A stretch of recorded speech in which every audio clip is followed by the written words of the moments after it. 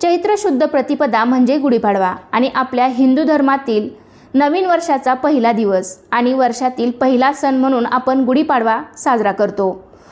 गुढीपाडव्याचा सण साजरा करण्यामागे सगळ्यात महत्त्वाची प्रथा म्हणजेच गुढी उभारणे। गुढी हे विजयाचे आणि समृद्धीचे प्रतीक मानले जाते। तर आजच्या व्हिडिओमध्ये आपण पाहणार आहोत लवकरच गुढीपाडवा हा सण आपल्याकडे साजरा करण्यात येणार आहे। तर गुढीपाडव्याच्या दिवशी कोणत्या गोष्टींची खरेदी करणं शुभ मानलं जातं हे आपण आजच्या व्हिडिओमध्ये पाहणार आहोत। चला तर लगेचच आजच्या व्हिडिओला सुरुवात करूयात। तर आपलं मराठी नवीन वर्ष हे गुढीपाडव्यापासून सुरू होत असतं। तर आपल्या सर्वांनाच माहित आहे की गुढीपाडवा हा 3.5 मुहूर्तापैकी एक मुहूर्त मानला जातो। त्यामुळे या दिवशी नवीन व्यवसाय सुरू करण्यासाठी किंवा कोणत्याही गोष्टींची खरेदी करण्यासाठी हा दिवस अत्यंत शुभ मानला जातो। हा दिवस एवढा महत्त्वाचा आहे की या दिवशी आपण आपल्या घरात काही ना काही वस्तू आणल्या पाहिजेत। कारण शुभ मुहूर्तावर कोणतीही वस्तू घेतली तर ती विकायची किंवा मोडायची वेळ आपल्यावर कधीही येत नाही। म्हणून शुभ मुहूर्तावर कोणत्याही वस्तूंची खरेदी करणं शुभ समजलं जातं। जर तुम्हाला गुढीपाडव्याला खरंच एखादी वस्तू खरेदी करायची असेल तर ज्या वस्तू मी यापुढे तुम्हाला सांगणार आहे त्यापैकी तुम्ही एखादी तरी वस्तू नक्कीच खरेदी करू शकता। तर आपल्या सर्वांनाच माहिती आहे की या दिवशी सोन्याची खरेदी करतात, पण सध्या सोन्याचे भाव एवढे वाढले आहेत की सर्वांनाच सोने खरेदी करणे शक्य होत नाही। पण जर तुम्हाला शक्य असेल तर तुम्ही सोनं नक्कीच खरेदी करा। कमीत कमी तुम्ही या दिवशी 1 ग्राम किंवा अर्धा ग्राम सोनं सुद्धा तुम्ही या दिवशी खरेदी करू शकता। कारण शुभ मुहूर्तावर घेतलेलं सोनं किंवा कोणतीही वस्तू असू दे त्यांच्यामध्ये नेहमी वाढ होत जाते। ती विकायची किंवा मोडायची वेळ आपल्यावर कधीच येत नाही। त्यामुळे जर तुम्हाला शक्य असेल तर कमीत कमी अर्धा ग्रॅम सोनं तुम्ही नक्कीच या दिवशी खरेदी करू शकता।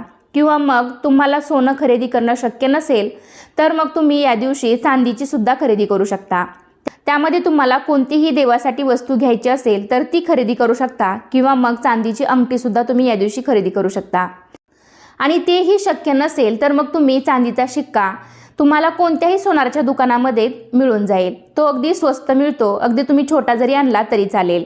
किंवा महालक्ष्मीचा शिक्का, गणपतीची छोटीशी मूर्ती, अशा छोट्या छोट्या गोष्टींची सुद्धा तुम्ही या दिवशी खरेदी करू शकता। हा शिक्का घेतल्यानंतर किंवा तुम्ही मूर्ती घेतली असेल तर तुम्ही त्याची दररोज देवघरामध्ये पूजा करू शकता। आणि जरी तुम्हाला यापैकी सोनं चांदी खरेदी करणं शक्य झालं नाही तर यातील म्हणजेच मी पुढे ज्या वस्तू तुम्हाला सांगणार आहे तर त्यातील एखादी तरी लक्ष्मीकारक वस्तू तुम्ही या दिवशी नक्कीच खरेदी करा। तर सर्वात पहिली आणि महत्त्वाची लक्ष्मीकारक वस्तू तुम्ही खरेदी करू शकता तर ते म्हणजे श्रीयंत्र। जर तुम्हाला सोने चांदी खरेदी करणं शक्य होत नसेल तर मग तुम्ही अखंड लक्ष्मी प्राप्तीसाठी, प्राप्त लक्ष्मी स्थिर राहण्यासाठी, माता लक्ष्मी आणि भगवान विष्णूंचा आशीर्वाद आपल्या घरावरती राहण्यासाठी श्रीयंत्र हे अतिशय महत्त्वाचं आहे। जर तुमच्या घरामध्ये श्रीयंत्र नसेल तर या गुढीपाडव्याच्या दिवशी तुम्ही या शुभ मुहूर्तावर श्रीयंत्र आणायला अजिबात विसरू नका। कारण हिंदू धर्मग्रंथामध्ये असे सांगितले आहे की ज्या घरात श्रीयंत्राची स्थापना केली जाते, त्याची पूजा केली जाते, त्या घरामध्ये अष्टलक्ष्मी वास करते। श्रीयंत्राची स्थापना केल्यामुळे व्यवसायात यश, समृद्धी, आर्थिक बळ आणि कौटुंबिक सुख प्राप्त होते। कारण श्रीयंत्र हा देवी लक्ष्मीचा अंश आहे, त्यात महालक्ष्मी वास करते। त्यामुळे श्रीयंत्र ज्या ठिकाणी ठेवले जाते तिथले वातावरण पवित्र आणि शुद्ध होते असाही समज आहे। त्यामुळे तुमच्याकडे जर श्रीयंत्र नसेल तर या गुढीपाडव्याच्या दिवशी तुम्ही नक्कीच श्रीयंत्र खरेदी करू शकता। आणि जरी तुमच्याकडे श्रीयंत्र असेल तर मग तुम्ही या दिवशी दुसरी वस्तू खरेदी करू शकता तर ते म्हणजेच कुबेर यंत्र। कुबेर यंत्र नसेल तुमच्याकडे तर तुम्ही कुबेर यंत्राची सुद्धा या दिवशी खरेदी करू शकता। कारण कुबेर यंत्राला आपण धनाची देवता असे मानतो।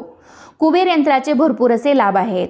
कुबेर महाराज तुमच्या धनसंपत्तीला दुसऱ्यांची दृष्ट लागू देत नाहीत व आपले धन सुरक्षित ठेवण्यास मदत करतात।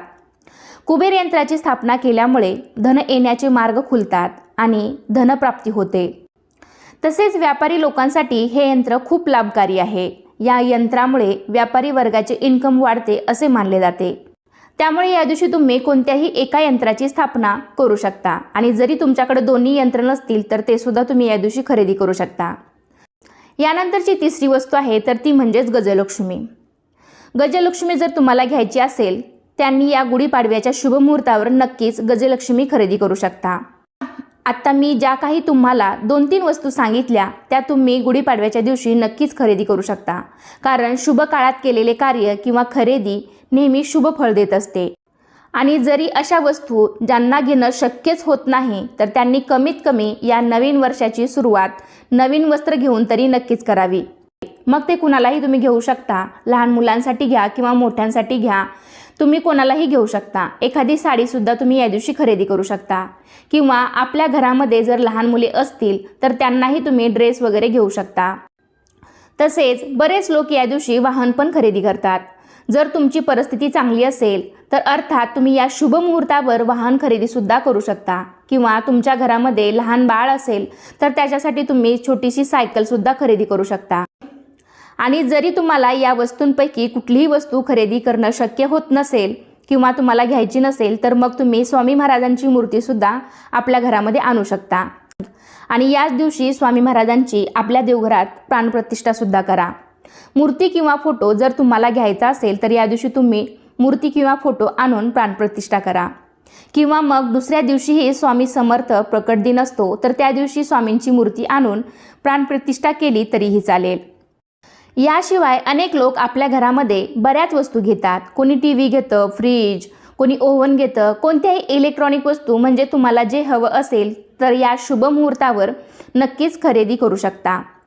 तर हा शुभ मुहूर्त आहे तर या दिवशी आपण काही ना काही वस्तू ही खरेदी करायची आहे, कारण ही एक आपली आठवण असते की चांगल्या मुहूर्तावर घेतलेली वस्तू आयुष्यभर टिकते आणि ती नेहमी आपल्यासोबत राहते। तर या दिवशी तुम्ही यापैकी कोणत्याही गोष्टींची खरेदी नक्कीच करू शकता। पण देवघरात जर तुम्हाला घ्यायचं असेल तर श्रीयंत्र, कुबेर यंत्र, गजलक्ष्मी, महालक्ष्मीचा शिक्का, चांदीचा गणपती, सोनं, चांदी, हिरे यथाशक्ती तुम्हाला जे शक्य होईल ते तुम्ही या दिवशी नक्कीच खरेदी करा।